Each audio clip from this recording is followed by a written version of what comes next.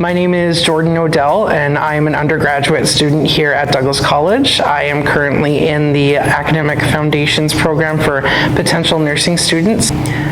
So this term I did a study abroad program where we went to Ireland. It was called Ireland Field School, and through the field school we took 3 courses: a history course, an English literature course, and a sociology course. And we took what we learned in those 3 classes and we went to Ireland and we got to see and experience those things that we learned within the program in those classes.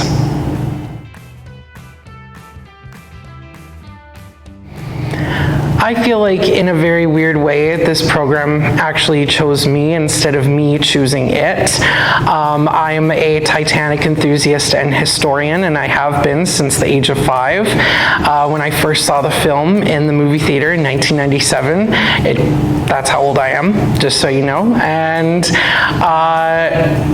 ultimately, I was walking down the hallway this one day and I saw a poster for Ireland Field School, and immediately I thought of, Titanic. If I get to go to Ireland, I get to go see where Titanic was built in Belfast. And I did an information session where I learned that the very last stop that we go to on the field studies program is Titanic Belfast. And I was already set. It chose me. I didn't choose it. I was going. I signed the application and I was off.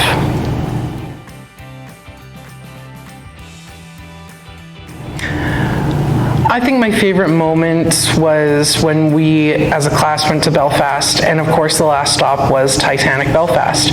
We were able to see where Titanic was constructed, where it was built, who built her, why did they build her, and we also got to see a part of Titanic's history that we don't really hear much of, and that is the industrialization of Belfast that went towards the construction of not only Titanic but her sister ships as well as other ships within Belfast, because Belfast at one point was the biggest shipbuilding city in the world, and so much industrialization took place within Belfast that went towards the building of ships. And we also did another tour of the Peace Walls in Belfast, and our tour was actually done by a man who was a member of the IRA and during the 60s and the 70s, and just hearing his stories, listening to what he said, because he was a man who witnessed it. He was a man who lost friends and family members during that dark time in Belfast, and listening to what he said made that history come to life. And I think that was something that I will take with me for the rest of my life, was the living history that I got to experience within this program, and listening to him tell his stories. It was just one of the most emotional moments of my life.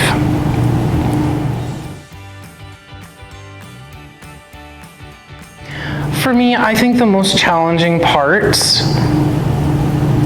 was simply asking for help for things. I am a person who's very shy when it comes to asking for help. So, for example, when you're going to Ireland, it's 2 different countries that you're going to. You're going to the Republic, and you're also going to the British part of Ireland, which is Northern Ireland. So you have to use 2 different kinds of currencies. So if I had no idea what I was doing when it came to the currency, or how to convert something from Canadian dollars into British pounds or Canadian dollars into euros, I at first was super shy in asking for help, but then I thought, no, I can't do this on my own. I've got people around me that can help me. So I asked my instructors, who are extremely well versed with being in Europe and very educated and have been to Ireland many different times.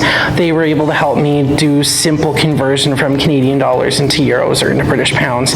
And the instructors are there to help you and be able to help you succeed within your study abroad program. And that was amazing, and they made me feel more and more confident in asking for help.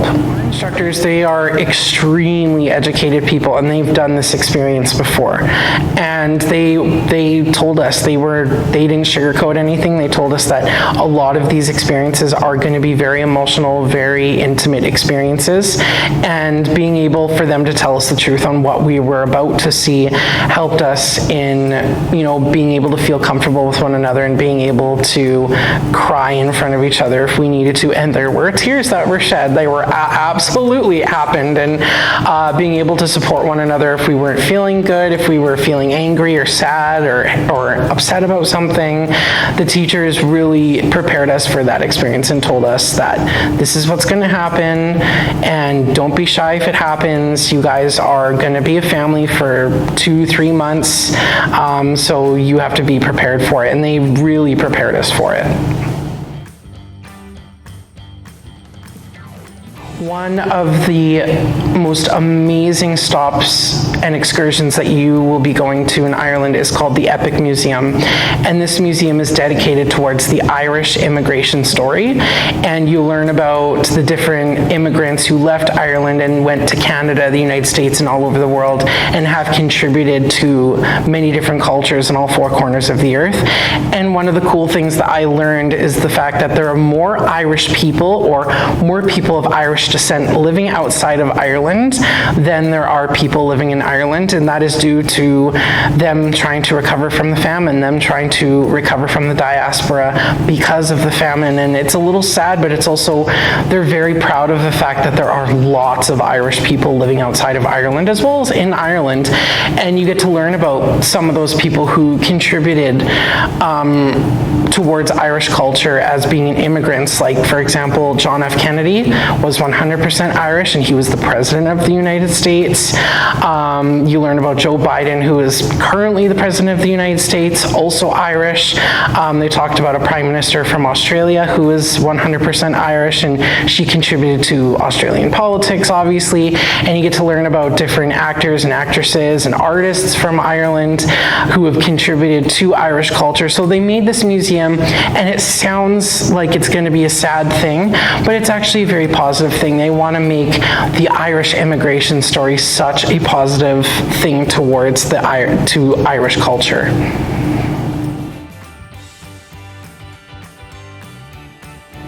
I think ultimately I gained the ability to share an experience with other people. You will be going to Ireland with your classmates, and you're going to be sharing a lot of heavy topics that are quite depressing, and if you need a shoulder to cry on or you need emotional support, you've got your other classmates that are there to support you because you are sharing that experience with them. You are going to these places with them, and they are feeling exactly the same things that you are feeling. So being able to have that ability to share an experience is something that I took out of this experience, because I had never done anything like that before. I had been on trips with family and friends, but never like a huge group of strangers that I did not know 2 months prior to taking my program. So being able to have the ability to share emotional experiences, raw experiences with other people, and to have that collaboration was something I took out of this field school. I think, being together for a long period of time, because you're taking classes at a full-time level and it's very condensed, so you were together a lot for not just the time they're in Ireland, but before that, and having that intimate time with your other classmates really helps a lot in getting to know one another and on many different levels, because you're going to be having these emotional experiences with them, and you're also going to be roommates with some of these people. You're going to be living with some of these people. So being able to get to know one another before the actual traveling part of Ireland is extremely important, and being able to, be in the same room together for 6 hours a day for 3 or 4 days out of the week, really, it sounds almost annoying, but it really, really helps in being able to have that shared experience and being able to get to know one another on a very familiar and very intimate level.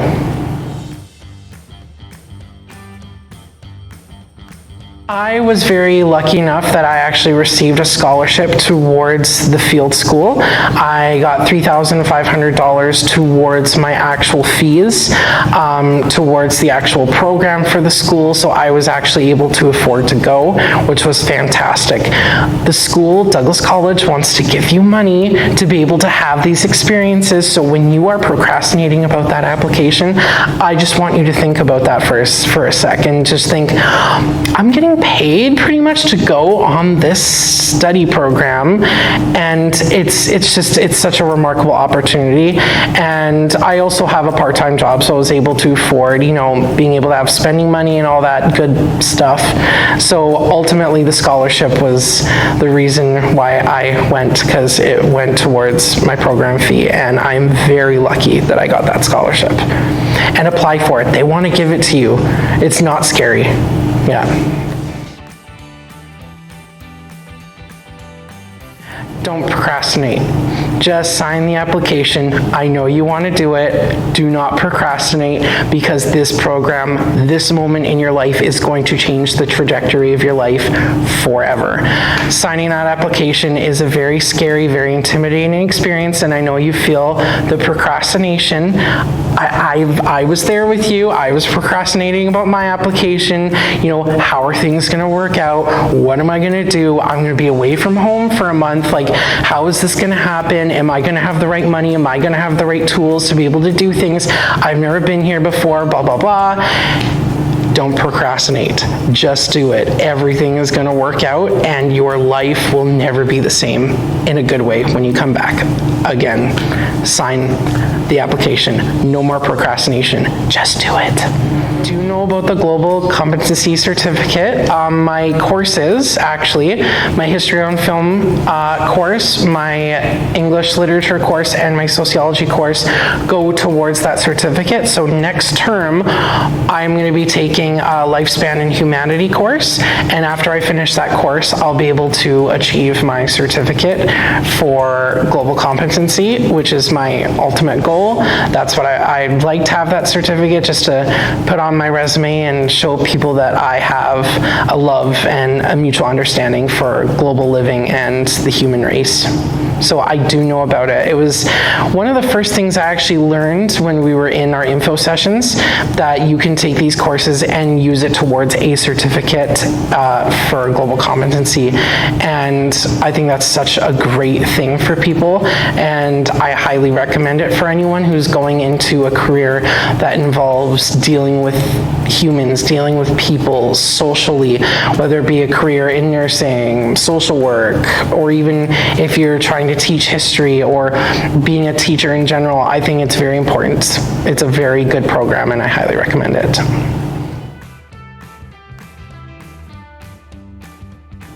I think I'm going to use the word collaboration for this.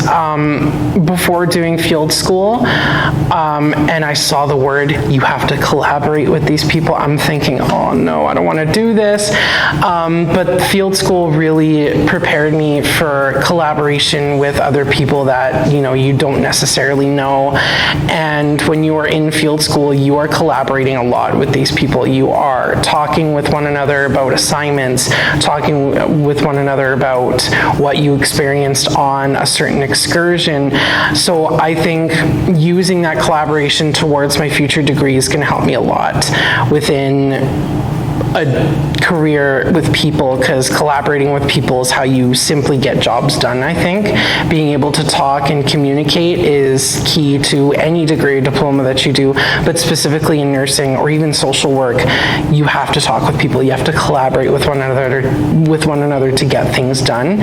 And being able to collaborate on field school helped me a lot towards my studies for my degree.